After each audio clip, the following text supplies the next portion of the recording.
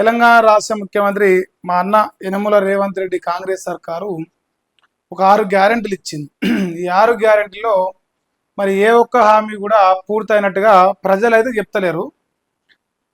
కానీ రేవంత్ రెడ్డి ఏం చెప్తున్నంటే అన్ని గ్యారెంటీలు చేసినాం, అన్నీ అమలు చేసినాం, కానీ ప్రజలకే వస్తున్నాయో రావట్లేదో నాకైతే తెలియదు. నేనైతే ఇస్తున్నా, నేను ఇవ్వడం అయితే 100% ఇస్తున్నా. మరి వాళ్ళకి వస్తున్నాయో రాదంటే నాకు అప్డేట్ లేదు, గ్రౌండ్ రిపోర్ట్ నాకు రావట్లేదు. ఎమ్మెల్సీగా ఉన్నప్పుడు, జెడ్పీటీసీగా ఉన్నప్పుడు, ఎమ్మెల్యేగా ఉన్నప్పుడు నాకు గ్రౌండ్ రిపోర్ట్ వచ్చేది. ప్రజెంట్ అయితే నాకు గ్రౌండ్ రిపోర్ట్ రాలేదు, రావడం లేదు. కానీ ఏది ఏమైనా సరే నేనైతే 6 గ్యారెంటీలు అమలు చేసిన.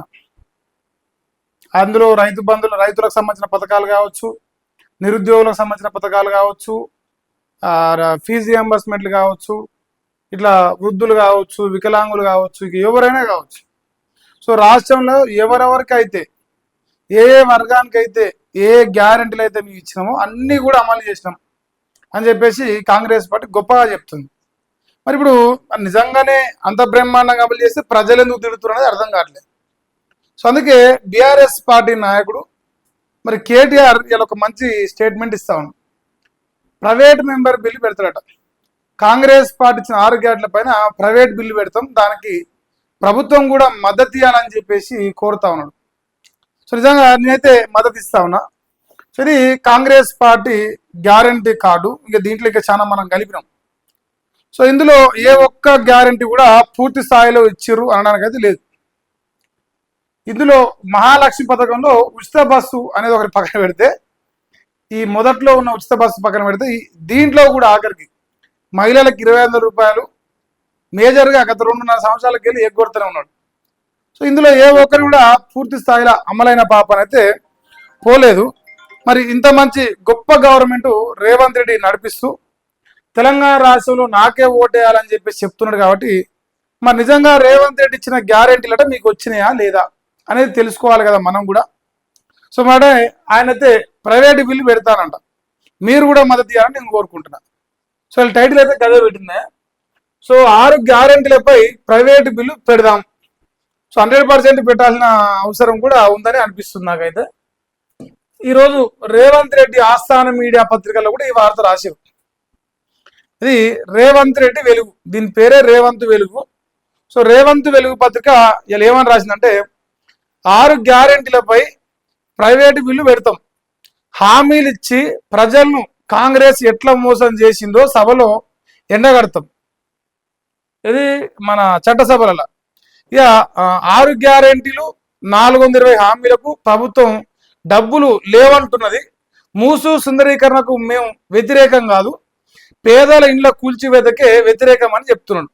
అసెంబ్లీలో అనుసరించాల్సిన వ్యూహాలపై ఎమ్మెల్సీలు ఎమ్మెల్యేలకు ఓరియంటేషన్ ఇచ్చిండు. వర్క్షాప్ పెట్టుకురట వాళ్ళు. ఆ వర్క్షాప్ పెట్టుకొని నిన్న మొత్తం ట్రైనింగ్ ఇచ్చిరట. రేపు అసెంబ్లీ సమావేశాలు పెడితే ఏం మాట్లాడాలి, ఎట్లా మాట్లాడి అన్ని విషయాలపైన వాళ్ళు మాట్లాడుకోరు. ప్రధానంగా 6 హామీలు 420 ఏమంటారు 6 గ్యారెంటీలు 420 హామీలు, ఇవన్నీ బ్రహ్మాండంగా అమలైనని వాళ్ళే చెప్తున్నారు. మళ్ళీ మా కాడ పైసలు లేవు, మమ్మల్ని గోసుక తిన్నా పైసలు లేవు, మీరు చంపుతారా మమ్మల్ని, ఇది రెండో స్టేట్మెంట్ కూడా వాళ్ళే ఇస్తారు. సో అన్ని రకాలుగా అన్నే మూతబరి అన్నే పనికి మాట్లాడు, రెండు అన్నీ అయిపోయింది. సో అన్నీ తనకు తానే ఒప్పుకునే పరిస్థితి కనిపిస్తుంది.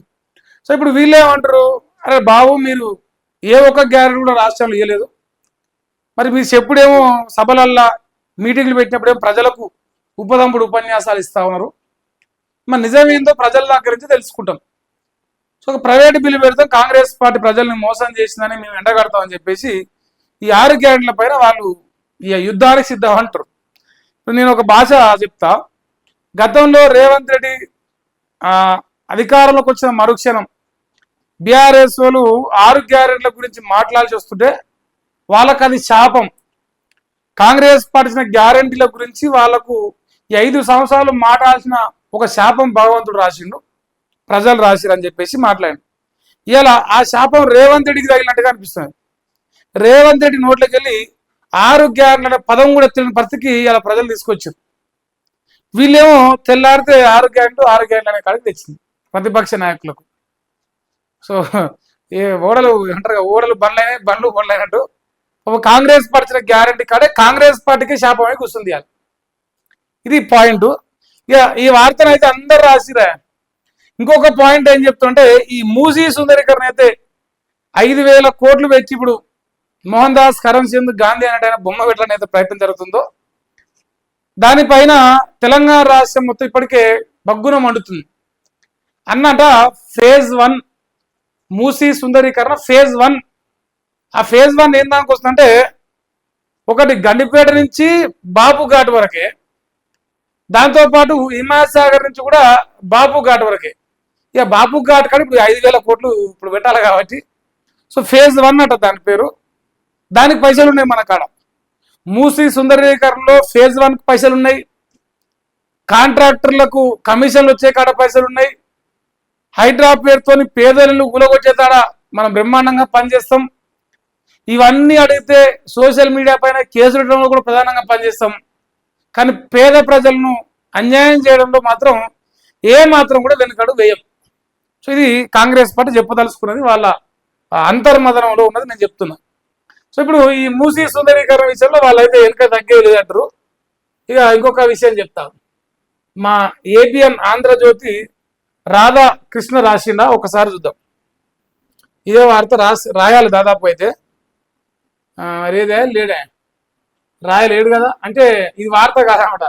సో ఇట్లా అన్న తుమ్మిన దగ్గిన ఏడ్చిన ఏం చేసినా అన్నది వార్త. సో అదైతే వార్త కాదనమాట. మరి ఈయన రాసిండా నమస్తే తెలంగాణ, ఈయన దాదాపు మెయిన్ పేపర్ని వేస్తాడు. So save Telangana, anaconda Congress మంచి రాష్ట్రాన్ని అనకొండ కాంగ్రెస్ నుంచి రాష్ట్రాన్ని రక్షిద్దాం, జై తెలంగాణ నినాదంతో నాడు ఉద్యమం, నేడు అదే స్ఫూర్తితో ప్రజలను ఏకం చేద్దాం. రేవంత్ లాటరీ సీఎం అట, కేసీఆర్ది హిస్టరీ అట. తెలంగాణలో కొత్తగా రాహుల్ బంధు స్కీమ్ వచ్చిందట. అంటే ఏమంటారు, రైతు బంధు పోయి రాహుల్ బంద్ అయింది. అది రాహుల్కి ఆపద వస్తే, రాహుల్కి ఎక్కడైతే ఎన్నికలు వస్తాయి అక్కడ 1,000 కోట్లు పుడుతున్నాయి. ఆఖరికి యాడ్లు కూడా వస్తున్నాయి. ఎక్కడైతే ఎన్నికలు ఉంటే అక్కడ యాడ్స్ కూడా మరి రేవంత్ రెడ్డి పైలతోనే వేపిస్తుంది. దానికే దాని పేరు రాహుల్ బంద్గా మార్చారు. ఇక లూటీ చేసేందుకే మూసీ బ్యూటిఫికేషన్ అంట. 2 ఏళ్ళలో ఏ వర్గానికి పైసా ఇవ్వని సర్కారు రాష్ట్రంలో నిస్సిగ్గుగా ప్రజాస్వామ్యం కూని చేస్తున్నారు. హామీలపై అసెంబ్లీలో ప్రభుత్వాన్ని నిలదీస్తారట. 6 గ్యారంటీలపై ప్రైవేటు బిల్లు పెడతాం. బీఆర్ఎస్ వర్కింగ్ ప్రెసిడెంట్ కేటీఆర్ మరి ఎమ్మెల్యేలు ఎమ్మెల్సీలకు వర్క్షాప్ పెట్టిన ప్రతిపక్షంగా ధీటుగా పోరాడదామని పిలుపునిచ్చింది. ధీటుగా పోరాడదామంటే నాకు తెలిసి అయితే ఇప్పుడు మీ పార్టీలో ధీటుగా పోరాడుతున్నారని కనిపించేది ఒకటి హరీష్ రావు, ఒకటి కేటీఆర్. కేసీఆర్ అయితే దాదాపుగా దరిదాపులో లేడు. మరి ఆ ధీటుగా ఏడ పోరాడుతారో మాకైతే కనిపిస్తలేదు. అలాంటి ఎప్పుక తిరుగుతాడు. ఇక ఈయన ఇలా రేవంత్ అన్న గురించి ఈయన కూడా రాసింది. ఈయన పత్రిక ఒక మంచి ముచ్చట చెప్తాగరే అన్నది ఒకటి ఉండే. ఫేజ్ 1 సంబంధించిన బిల్లు గురించి మాట్లాడదాం మనం. అయితే అసెంబ్లీ సర్కార్లు నిర్ణయిస్తారు. ఈ 6 గ్యారంటీలు, ఈ బుల్డోజర్లు ఇవన్నీ గత 2.5 సంవత్సరాలకి వెళ్ళి జరుగుతున్నాయి. అయితే నేను ఒక చిన్న కోరిక కోరుకుంటున్నా మా రేవంత్ అన్న. ఇప్పుడు వీళ్ళు ఎందుకు పెట్టేది అసెంబ్లీలో బయటనో ఇంకొకనో, వాడోడు వీడోడు మన మీద బురద జల్లేది ఎందుకు రేవంత్ అన్న? సో మనమే ముందుకొచ్చి బీఆర్ఎస్ గత ప్రభుత్వ వైఫల్యాలు ఎట్లయితే మనం బయట పెట్టి శ్వేతపత్రం అని రోజు డ్రామాలు అన్నాము. సో ఇప్పుడు అదే శ్వేతపత్రం గత 2.5 సంవత్సరాలుగా కాంగ్రెస్ పార్టీ ఇచ్చిన గ్యారంటీలకు మేము అన్ని పైసలు ఇచ్చినామని చెప్తున్నావు కదా. ఎట్లాగో మీ పైసలు అన్ని ఇస్తున్నాం, నేనైతే పైసలు ఇచ్చిన, కానీ మీకు వచ్చిన రాలేదు తెలియదు అంటున్నావు కదా.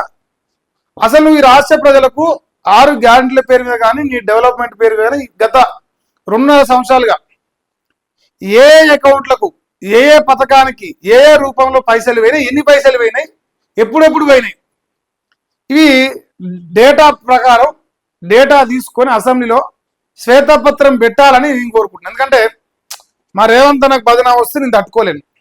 ఎందుకంటే నువ్వు అందరికీ గ్యారెంటీలు ఇచ్చిన అంటున్నావు, నేనైతే ఇవ్వడం అయితే ఇచ్చిన, మీకు వచ్చిన రాలేదో నాకు తెలియదు, నాకు గ్రౌండ్ రిపోర్ట్ వస్తుంది అంటున్నావు. కాబట్టి అట్లీస్ట్ నువ్వు శ్వేతపత్రం అసెంబ్లీలో పెడితే బీఆర్ఎస్ పార్టీ వాళ్ళకు బీజేపీ పార్టీలకు ప్రజలకు కూడా అందరికీ నిజాలు తెలిసిపోతాయి. తద్వారా నువ్వు చెప్పిన లెక్కలు కరెక్టేనా కాదని ప్రజలు డిసైడ్ చేస్తారు. దాన్ని నువ్వు అసెంబ్లీలో పెట్టిన శ్వేతపత్రం ఒకవేళ నువ్వు పెట్టే ఆ డేటా రైటా రాంగా ప్రజలే చెప్తారు. సపోజ్ ఇప్పుడు రేవంత్ రెడ్డి రేపు రైతు బంధు 15,000 5 సార్లు ఇచ్చినాను మాట చెప్తాడు. సపోజ్ అనుకున్నా 5 సార్లు ఇచ్చిన అంటాడు. 5 సార్లు 7,500 రూపాయల చొప్పున తీసుకొచ్చి ఇచ్చిన రైతులకు రైతు బంధు కింద ఒక ఎకరాకు 15,000 అని చెప్తాడు. అప్పుడు ఆటోమేటిక్ ఏం చేస్తారు ప్రజలు, అరే నిజంగా రేవంత్ రెడ్డి పైసలు ఇచ్చిండా లేదా, మరి 3 సార్లు లేకపోతే దొంగ నా కొడుకులు అని మరి ఎవరు అంటే అప్పుడు ప్రజలు మాట్లాడకూడదు దాని గురించి. ఆహా వీళ్ళు పెట్టిన డేటా దొంగది అని చెప్పేసి ప్రజలు డిసైడ్ చేస్తారు. సో అందుకే ఈ బీఆర్ఎస్ ఓ తిట్టుడు, బీజేపీ ఓ తిట్టుడు, వాడు వీడు ఇవన్నీ ఎందుకు, నువ్వే అంటగా వెనకట్లా సీఏ పరీక్ష అనుకుంటారుగా, ఇక దాన్ని వేరే పేరు అంటారు. కానీ నేనైతే దాని పేరు చెప్పాను. మా అన్న ముఖ్యమంత్రి ముందే ఇప్పటికే 2-3 కేసులు పెట్టాడు మళ్ళా. సో అందుకే దాని పేరు మారుతున్నా, సీఏ పరీక్ష పెట్టుకుందా నీకు నువ్వే పెట్టుకొని నీ నిజాయితీని నిరూపించుకో. నీ నిజాయితీ నిరూపించుకొని ప్రజలకు ఇగో నేను నా తరఫున పైసలు ఇచ్చిన, గిన్ని పైసలు ఇచ్చిన, గీ పథకానికి ఇచ్చిన, అన్ని గ్యారంటీలు 2.5 సంవత్సరాలకి నేను అమలు చేస్తాను ఉన్నా. కానీ నా దగ్గర గ్రౌండ్ రిపోర్ట్ లేదు కాబట్టి ప్రజలకు ఇవన్నీ విషయాలు నేను చెప్తున్నాను. నిజం బయట పడిపోతుంది. ఇక లొలి లేదు, కొట్లాడలేదు. ఈ బీఆర్ఎస్ వాళ్ళు చేసుడు, బీజేపీ వాళ్ళు చేసుడు, వాళ్ళు వీడు చేసుడు అవసరమే లేదు. సో ఇది మేజర్ పాయింట్. మరి దయచేసి తెలంగాణ రాష్ట్ర ప్రజలుగా మీరు డిసైడ్ చేయరు, రేవంత్ రెడ్డి మీకు పథకాలు ఇస్తుండా ఇస్తలేడా, రేవంత్ రెడ్డి పరిపాలన బ్రహ్మాండంగా ఉందా లేదా. సో దయచేసి మరి మీరు కామెంట్ సెక్షన్లో చెప్పాలన్న ప్రయత్నం అయితే తీసుకొని